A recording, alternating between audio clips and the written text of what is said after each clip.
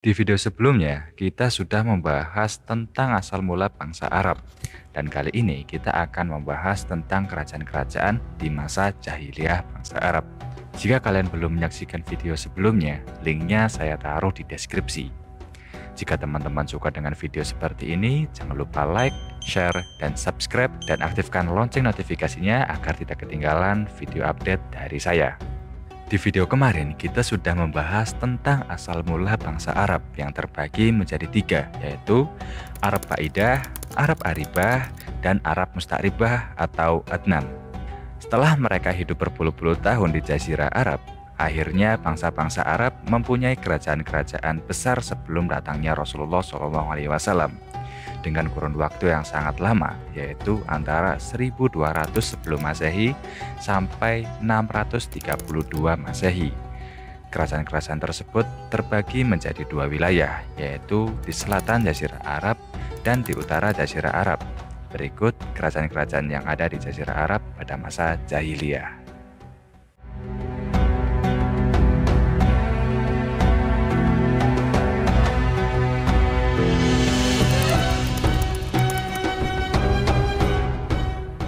Salah satu suku terkenal dari Arab Aribah di Yaman ialah kaum Saba.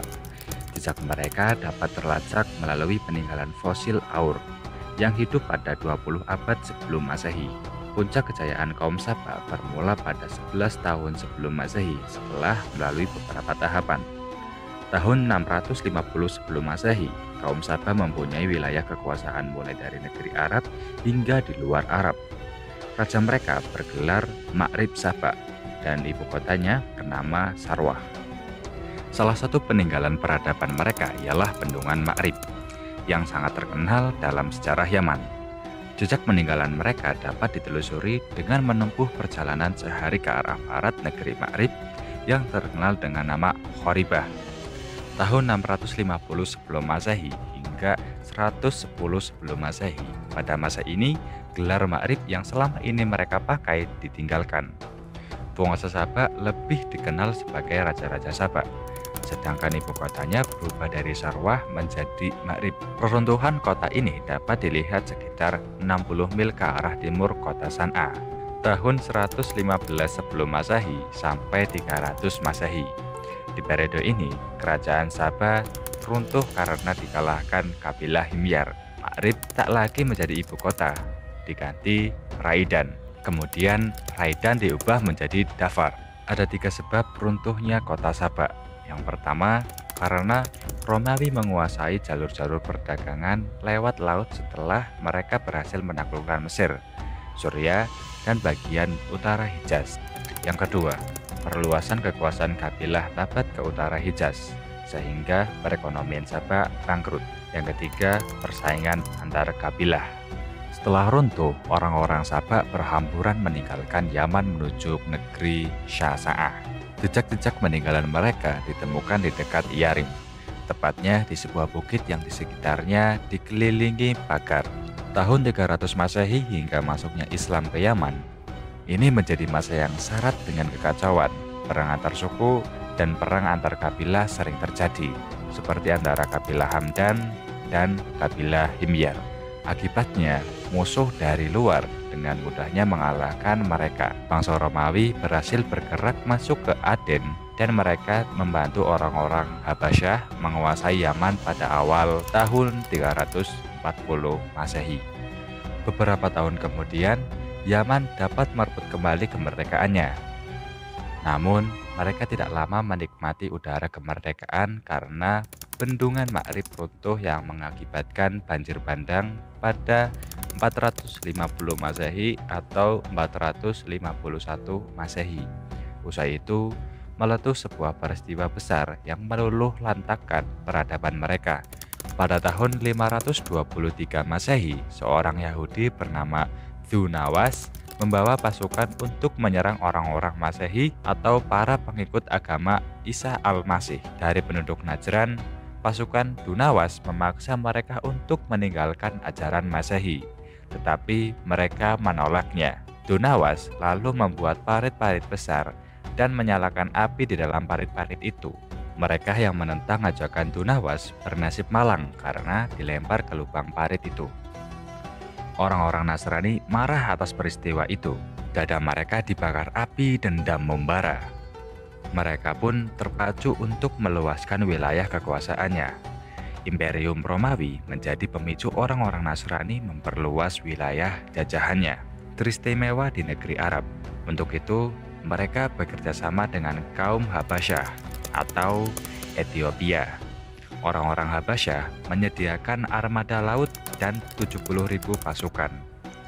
Yaman berhasil mereka kuasai pada 525 Masehi dengan dikomandangi oleh Aryat. Beberapa lama Aryat memimpin Yaman hingga akhirnya ia tewas dibunuh anak buahnya, Abraha. Abraha lalu meminta restu dari rajanya di Habasyah untuk memimpin Yaman. Abraha adalah orang yang hendak menyerang Ka'bah dengan pasukan gajahnya. Orang-orang yang tak nyaman dijajah mulai menyusun siasat untuk mengusir orang-orang Habasyah.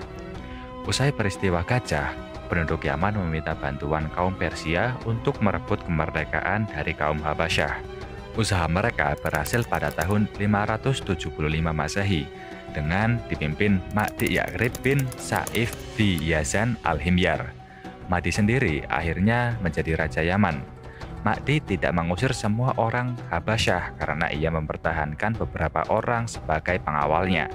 Mahdi akhirnya dibunuh oleh para pengawalnya tersebut. Kematian Mahdi menjadi akhir riwayat raja-raja dari keluarga Yazan. Muncullah orang-orang Kisra dan mereka mengangkat bangsa Persia di San'a sebagai penguasa dan dijadikan Yaman sebagai wilayah Persia. Bajan adalah penguasa terakhir di Yaman dari bangsa Persia. Ia memeluk Islam pada tahun 638 Masehi, yang menandai akhir kekuasaan Persia atas Yaman.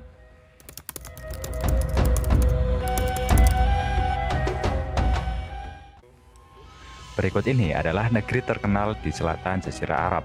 Yang pertama adalah negeri Ma'in, berlokasi di pedalaman antara Hadramaut dan Najran, yang berselang waktu di antara 1200 sampai 630 sebelum Masehi, dengan beribukotakan di Kornau.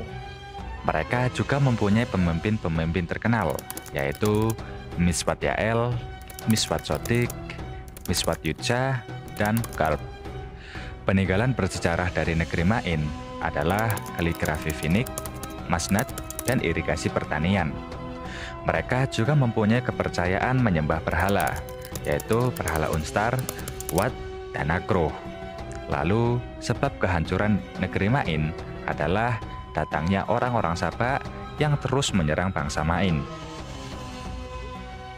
Yang kedua adalah negeri Saba, yang berlokasi di Saba dengan selang waktu 650 sampai 115 sebelum Masehi, yang beribukotakan di Sirwah, lalu mereka pindah ke Ma'rib.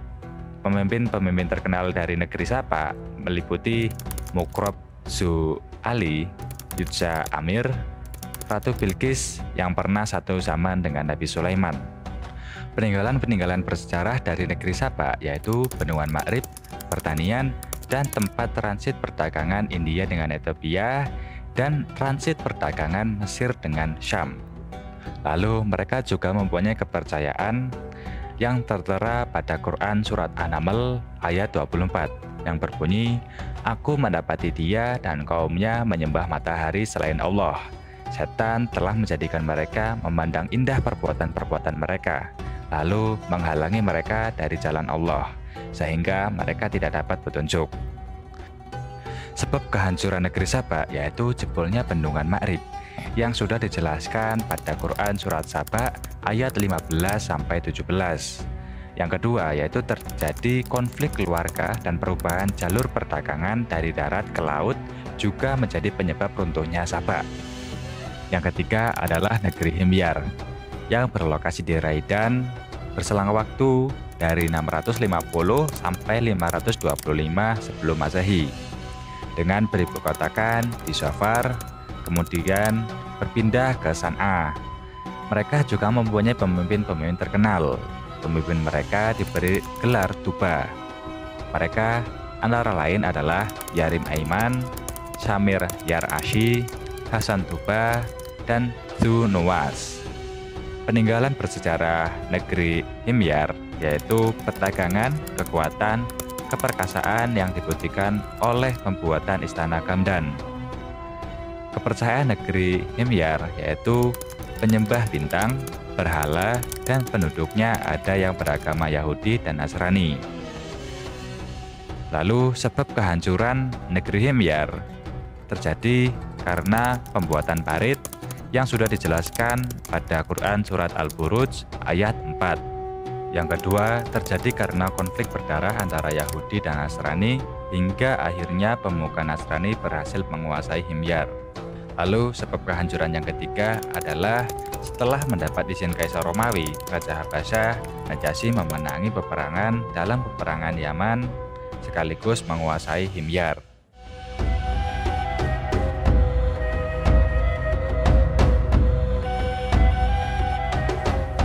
Cyrus yang Agung berkuasa 557 sampai 529 sebelum Masehi, berhasil membuat bangsa Persia menguasai bagian utara Jazirah Arab, lebih tepatnya di Irak. Setelah ia mempersatukan bangsa Persia, keberadaan Persia ditakuti oleh bangsa-bangsa lainnya. Sampai kemudian muncul Alexander dari Makedonia pada 326 sebelum Masehi yang berani menyerang dan menaklukkan Persia sehingga mereka terpecah belah. Muncullah raja-raja baru yang dikenal sebagai raja-raja Tawaif. Mereka berkuasa di daerahnya masing-masing sampai tahun 230 sebelum Masehi. Di masa ini orang-orang Khotan pergi ke Irak dan menguasai daerah-daerah subur di sana. Di tempat itulah mereka bertemu dengan keturunan Adnan yang juga berhijrah. Mereka berhasil menguasai sebagian dari semenanjung Furat. Setelah itu, di Hirah muncul beberapa kerajaan besar, antara lain Al-Anbad pada awal abad keempat sebelum Masehi sampai 106 Masehi, dengan ibukotanya Petra di Yordania. Tadmur pada awal abad ke-1 Masehi sampai 271 Masehi dengan ibukotanya Tadmur. Al-Qasasina pada 500 Masehi sampai 635 Masehi dengan ibukotanya di Basrah di Syam. Dan terakhir Al-Munadoroh di Irak pada 288 Masehi sampai 632 Masehi dengan ibukotanya Hirah. Khusus Al-Munadoroh akan dibahas lebih lengkap di sini.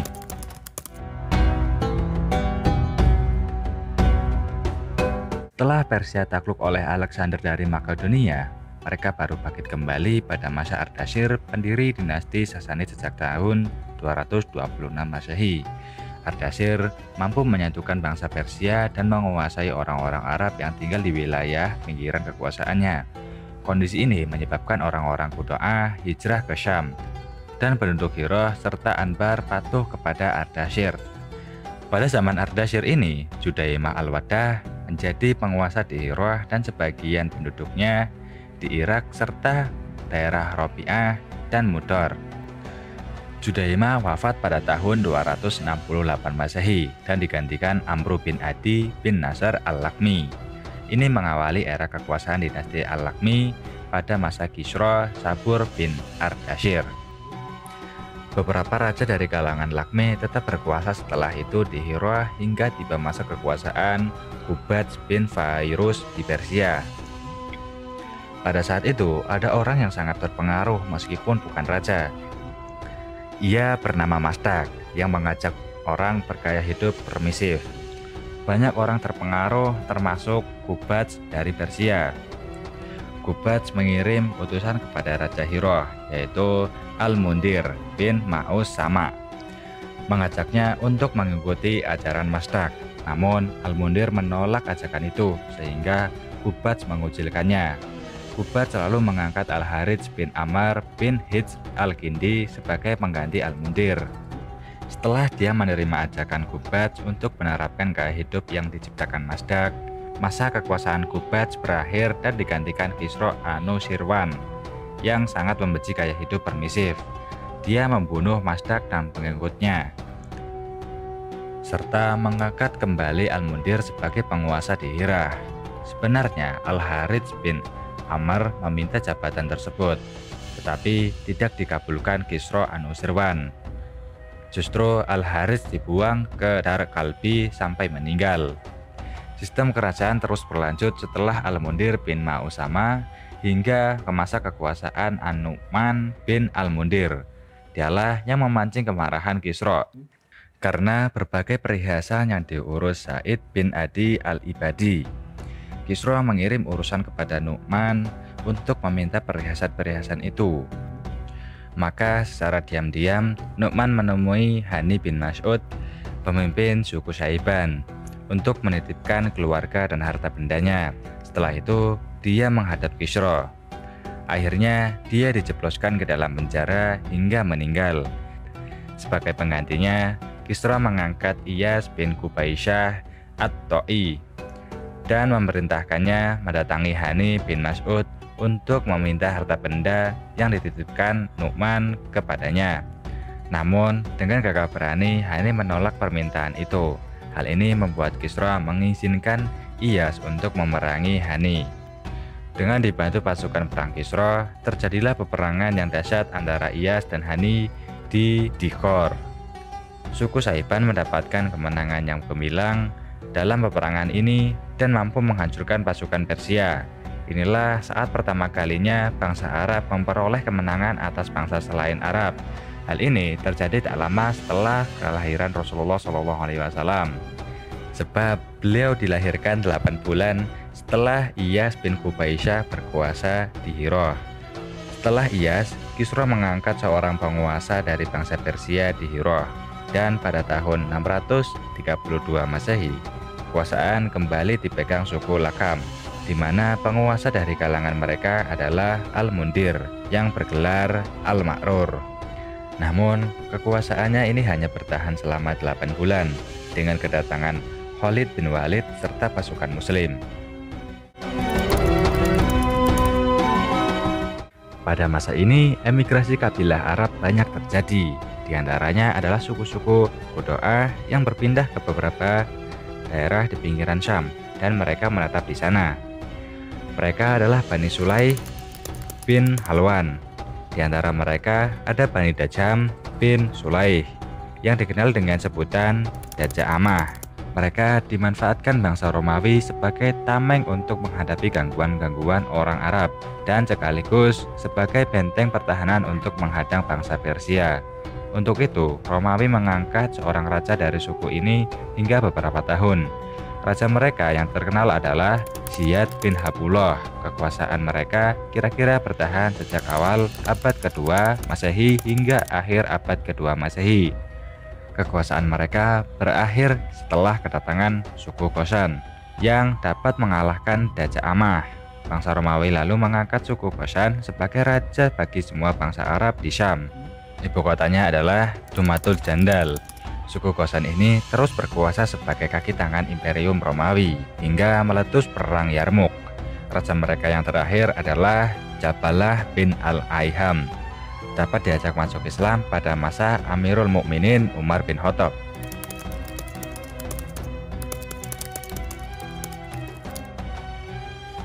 Berikut ini adalah beberapa kerajaan-kerajaan besar jelang kenabian di utara Jazirah Arab. Yang pertama ada Kerajaan Al-Anbad, berlokasi di Lembah Musa di Yordania. Masa pemerintahannya dari awal abad keempat sebelum Masehi sampai 106 Masehi dengan beribukotakan di Petra. Mereka juga mempunyai pemimpin-pemimpin terkenal yaitu Al-Harits 1, 2, dan 3, Ubadah 2 dan 3, yang terakhir ada Malik 1, 2, dan 3. Peninggalan bersejarah dari kerajaan Al-Anbad yaitu yang pertama ada pengukiran tempat ibadah dan makam pada batu besar. Yang kedua, tulis-menulis bahasa Aram, berkembang menjadi tulisan An-Nabati, kemudian menjadi tulisan Arab Islam. Yang ketiga, produksi bajana keramik. Yang keempat, kaligrafi Kufi kuno. Yang kelima, pusat perdagangan. Lalu kepercayaan-kepercayaan yang dianut oleh kerajaan Al-Anbad yaitu Dusara, Hubal, Manat, Lata, Paganisme, dan Nasrani. Sebab kehancuran dari negara Al-Anbat, yaitu penguasa Al-Anbat lemah di masa-masa terakhir dan pada 106 Masehi. Bizantium menyerang mereka di bawah pimpinan Cornelius. Pada masa kekaisaran Trajan, Romawi pun berkuasa. Kerajaan besar yang kedua yaitu Kerajaan Tadmur, berlokasi di antara Sungai Furat dan Damaskus. Masa pemerintahannya dari awal abad ke-1 sampai 271 Masehi. Beribu kotakan di Tadmur, dan mereka juga mempunyai pemimpin-pemimpin terkenal, yaitu Udzainah bin As-Samaidah I, Udzainah II, dan yang terakhir ada Zanubia atau Az-Zabba. Mereka juga mempunyai peninggalan bersejarah. Yang pertama ada pentas teater ala Romawi, ukiran, dan seni membuat bangunan. Yang kedua ada perdagangan, dan yang ketiga membuat jalan bertiang. Kepercayaan yang mereka anut yaitu adalah matahari sebagai Tuhan paling agung, lalu Lata sebagian beragama Nasrani. Sebab kehancuran kerajaan besar Tadmur yaitu pertikaian antara Kaisar Bizantium, Orleans, dan kerajaan Zanubia berakhir dengan jatuhnya sang ratu ke dalam tahanan Romawi. Yang ketiga ada kerajaan besar Algoshishina, berlokasi di kota Hauran di Syam. Masa pemerintahannya dari tahun 500 sampai 635 Masehi, dengan beribu kotakan di Basrah lalu berpindah ke Jabiyah. Pemimpin terkenal dari kerajaan besar Algoshishina yaitu ada Jafnah bin Amr, Al-Harits bin Jabalah, dan yang terakhir ada Al-Mundir bin Al-Harits. Peninggalan bersejarahnya ada seni membangun, pertanian, tulisan dengan kaligrafi An-Nabati, dan yang kedua ada sastra. Kepercayaan yang dianut oleh kerajaan besar Algoshishina yaitu ada paganisme, kemudian menjadi Nasrani. Sebab kehancuran kerajaan besar Algoshishina yaitu dikuasai Persia pada 612 Masehi, lalu Romawi kembali ke Syam hingga Algoshishina takluk. Kemudian kaum muslimin mengalahkan Romawi pada perang Yarmuk. Dan yang terakhir ada kerajaan besar Al-Munadoroh, berlokasi di kota Hira di Irak. Masa pemerintahannya dari tahun 288 sampai 632 Masehi, dengan beribu kotakan di Hira. Lalu mereka juga mempunyai pemimpin terkenal, yaitu ada Juzaimah Al-Waddah, Umru'ul Qais, Al-Mundir bin Ma'usama. Peninggalan bersejarah dari kerajaan besar Al-Munadoroh yaitu ada istana Qawarak, Sadir, dan Adirah. Yang kedua ada 2 batalion militer, Syahbah dan Dausar. Yang ketiga ada ahli dalam sastra, kedokteran, pertanian, dan ekonomi. Kepercayaan yang mereka anut ada paganisme, Sabi'ah, Majusi atau Zoroaster, Nasrani, Yahudi, dan ateis. Sebab kehancuran kerajaan besar Al-Munadoroh yaitu karena Khalid bin Walid datang ke Al-Munadoroh dan meruntuhkannya pada tahun 633 Masehi. Ismail menjadi pemimpin Makkah dan menangani Ka'bah selama hidupnya. Beliau meninggal pada usia 137 tahun. 2 putra beliau menggantikan kedudukannya, yaitu Nabit lalu Qaidar. Ada yang mengatakan sebaliknya. Setelah itu muncul Mudad bin Amr al-Jurhumi. Maka kepemimpinan Mekah beralih ke tangan orang-orang Jurhum dan terus berada di tangan mereka. Anak-anak Ismail merupakan titik pusat kemuliaan, sebab ayahnya lah yang telah membangun Ka'bah. Seiring perjalanan waktu, anak keturunan Ismail makin tenggelam, hingga keberadaan Jurhum makin bertambah lemah dengan kemunculan Buktanasar.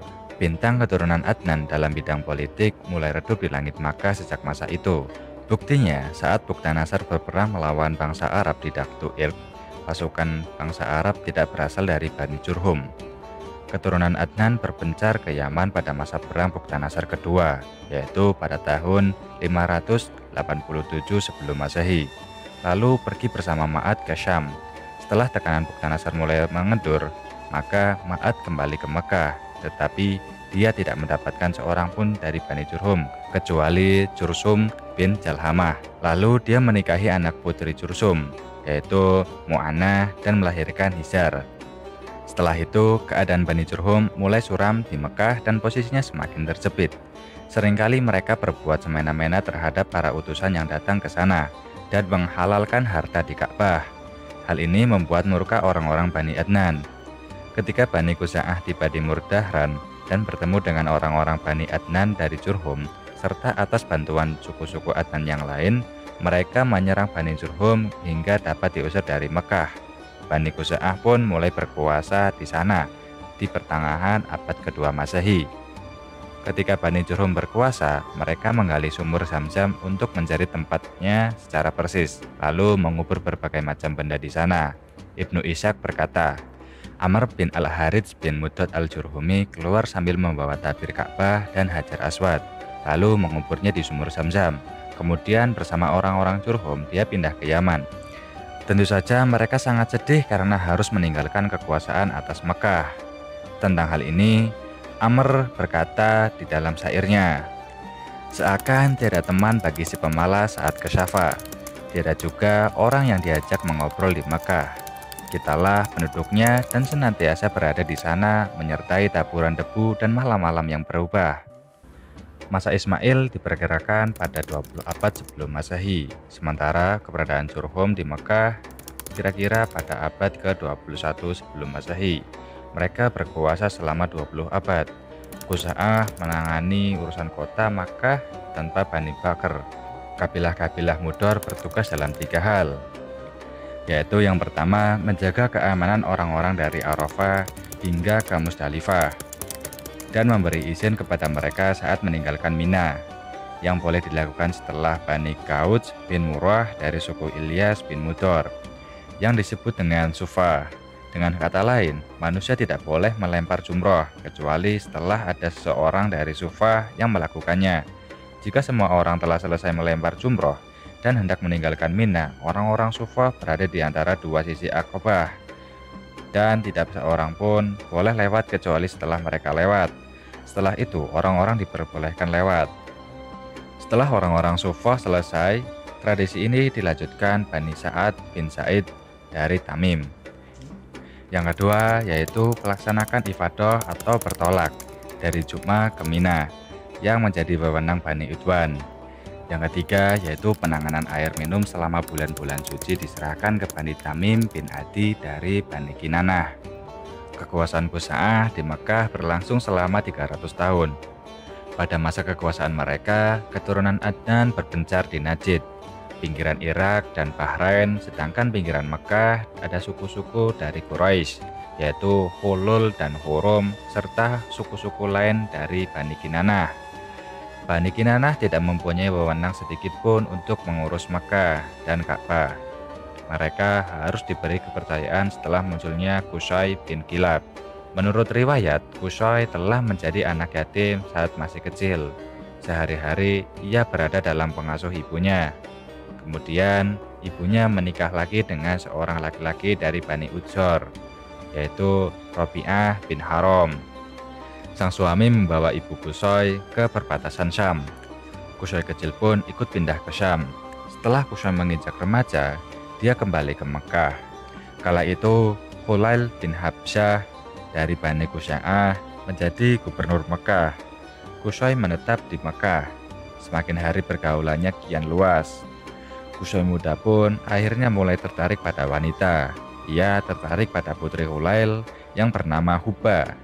Qusay memberanikan diri untuk melamarnya. Tidak disangka lamaran Qusay disambut baik oleh Huba. Qusay gembira bukan alang kepalang. Akhirnya ia menikah dengan Huba, putri gubernur Mekah.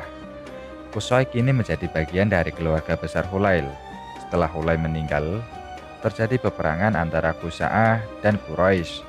Perang ini berkecamuk karena orang-orang Sufa berbuat semuanya sendiri.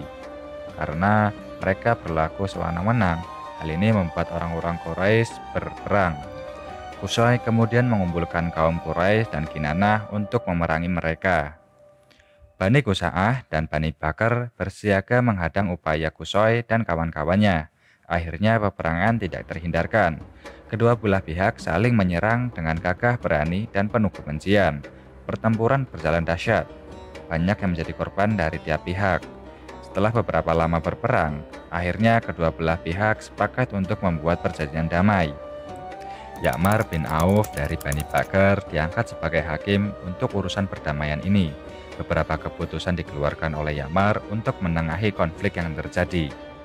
Pertama, menetapkan bahwa Qusay lebih layak menangani urusan Ka'bah dan berkuasa di Mekah daripada Bani Khuza'ah. Kedua, setiap darah yang bertumpah dari pihak Qusay merupakan kesalahan Qusay sendiri, dan ia harus mempertanggungjawabkannya. Sedangkan setiap nyawa yang melayang dari Khuza'ah dan Bakr harus mendapat tebusan. Ketiga, Qusay berhak menjadi pemimpin di Mekah dan menjadi penanggung jawab urusan Ka'bah. Keputusan Ya'mar tidak memuaskan Bani Khuza'ah dan Bani Bakr karena lebih menguntungkan Qusay dan kaumnya. Oleh karena itulah Ya'mar dijuluki Asyadak atau orang yang menyimpang akibat dari keputusan yang diambilnya tersebut. Qusay berkuasa di Mekah dan mengurusi Ka'bah pada tahun 440 Masehi. Salah satu peninggalannya yang penting ialah Darun Nadwah, semacam parlemennya Quraisy yang terletak di utara Ka'bah. Begitulah negeri dan kerajaan bangsa Arab di masa jahiliyah yang ada di tanah Jazirah Arab sebelum kedatangan Rasulullah SAW. Di part selanjutnya, kita akan membahas tentang kondisi sosial, agama-agama, dan kondisi perekonomian di Jazirah Arab. Jika kalian suka dengan video-video seperti ini, jangan lupa like, share, dan subscribe, dan aktifkan lonceng notifikasinya agar tidak ketinggalan video update dari saya. Sampai jumpa di part selanjutnya.